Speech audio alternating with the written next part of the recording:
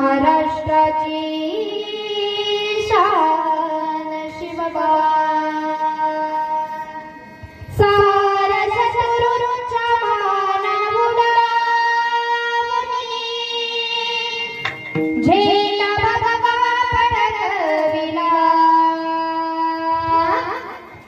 झेंडा बघा फडकविला तुमच्या टाळ्यांचा आवाज कमी आला का या यशोबान वीर